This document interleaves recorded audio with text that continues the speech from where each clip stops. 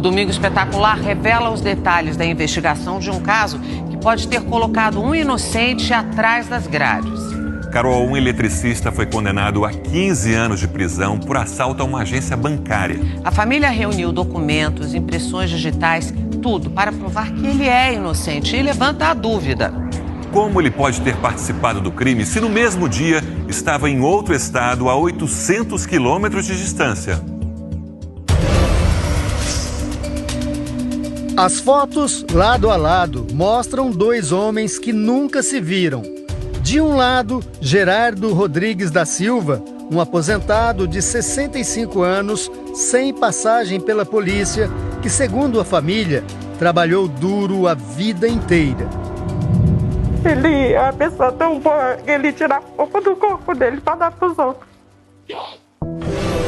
O outro homem é Marcos de Oliveira Silva, conhecido como Paulista, um criminoso que já apareceu entre os mais procurados do Ceará.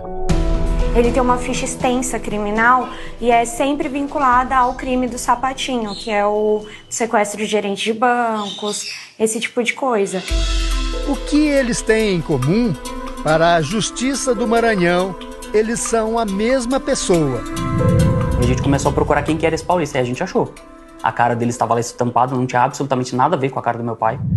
O aposentado está preso há 3 anos, acusado de crimes que, segundo a família e várias testemunhas, ele nunca cometeu.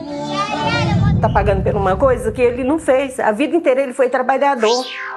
Seu Gerardo é cearense, mas viveu na capital paulista durante 44 anos.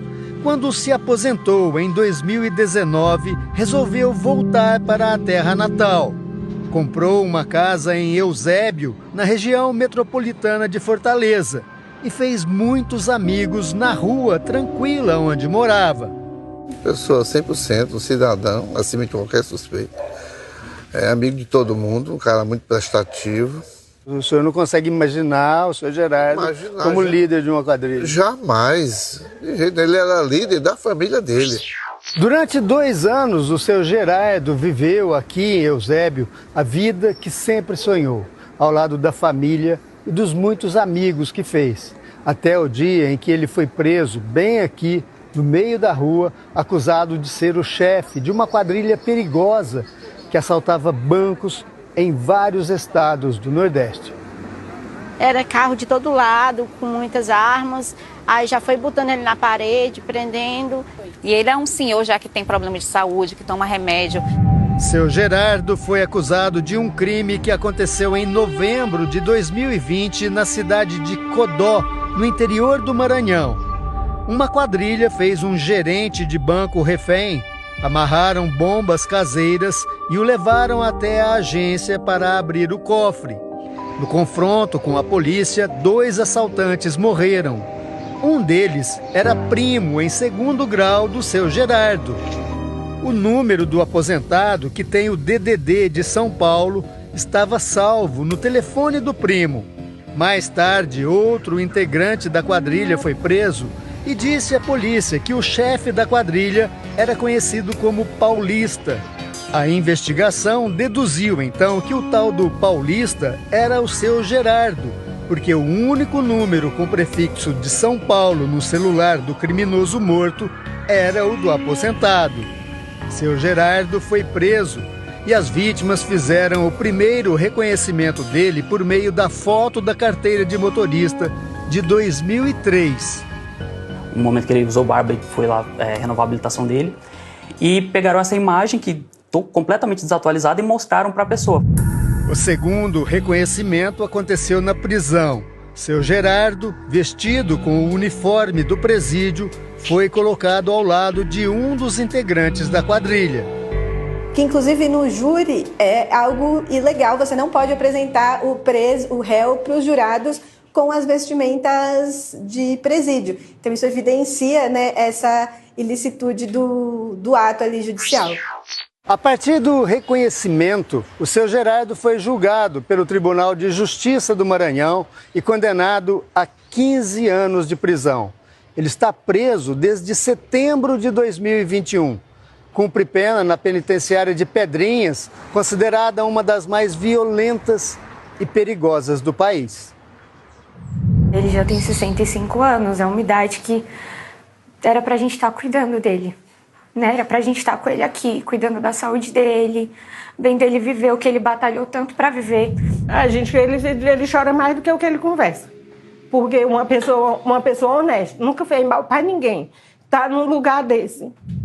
Durante os últimos 3 anos, a família do seu Gerardo luta para provar a inocência e tirá-lo da cadeia. Para isso, os filhos fizeram uma investigação paralela. Foram eles que descobriram, através de uma simples consulta na internet, que o assaltante, conhecido como Paulista, era Marcos de Oliveira Silva. Descobriram também que ele foi morto na Bahia durante uma troca de tiros com a polícia. Uma busca muito básica. Foi muito à toa. Foi por curiosidade. A justiça podia ter feito isso de forma muito simples. Sim, porque não precisava não precisava ter grandes dificuldades. Uma comunicação com outro estado, por exemplo, já resolveria esse problema. O Domingo Espetacular teve acesso à videoconferência onde um dos integrantes da quadrilha que agiu em Codó foi ouvido. Quando é perguntado se conhece Gerardo, o criminoso nega. Eu nunca vi seu Gerardo, entendeu? Nunca vi seu Gerardo, um cidadão desse daí. Poucas vezes que eu encontrei com ele aqui, dentro da carcerada, só veio delinquente, chorando, desespero. Seu Gerardo não teria nenhum envolvimento com esse crime. Não, senhor, de forma alguma. Mas a negativa do assaltante não foi suficiente para convencer a justiça. Os filhos, então, procuraram outros indícios que pudessem provar a inocência do pai. Descobriram que a tentativa de assalto em Codó aconteceu um dia depois das eleições municipais de 2020 e conseguiram comprovar que o pai havia votado em uma sessão eleitoral da cidade onde morava. Dona Malu se lembra bem de que no dia seguinte à eleição, seu Gerardo estava ali, bem longe de Codó. Não tem como não esquecer que seu Geraldo estava aqui no dia 16, porque a gente estava comentando pós-eleição. Além de Dona Malu, outras 7 testemunhas prestaram depoimento a favor de seu Gerardo, mas nada convenceu a justiça. Nem mesmo uma prova material que parecia irrefutável. No dia 16 de novembro de 2020, às 9h23 da manhã, o seu Gerardo veio até uma agência bancária e fez algumas transações, entre elas um saque de R$100 no caixa eletrônico. E para isso ele teve que usar a biometria, colocar a digital para confirmar a identidade. O detalhe é que a agência fica aqui em Fortaleza, na capital do Ceará, a quase 800 quilômetros de distância de Codó, no interior do Maranhão, onde a quadrilha agia naquele dia. A presença de Gerardo na agência foi comprovada através de um ofício do banco. Mas o Ministério Público do Maranhão recusou o argumento, alegando que, mesmo assim, o aposentado teria tido tempo de se deslocar de Fortaleza até Codó, no interior do Maranhão. Sendo que naquela época era pandemia, não havia voo direto, não havia voo próximo, então ele teria que fazer esse deslocamento de carro e verificamos que nessa condição de 800 quilômetros seriam mais ou menos 13 horas de viagem entre Fortaleza e Codó. É inviável que ele estivesse lá, é impossível, porque de fato ele não estava. Apesar de todos os esforços da família, dos amigos e dos advogados, seu Gerardo continua preso. Na semana que vem, a defesa dele vai fazer uma nova tentativa em um julgamento de apelação. Esses indícios foram apresentados durante toda a instrução processual e mesmo assim o senhor Geraldo foi condenado. Então a nossa expectativa é clara, nós estamos apresentando a nossa melhor defesa para que ele volte para sua família. Nós questionamos a Polícia Civil e o Ministério Público do Maranhão sobre a investigação, mas não tivemos resposta.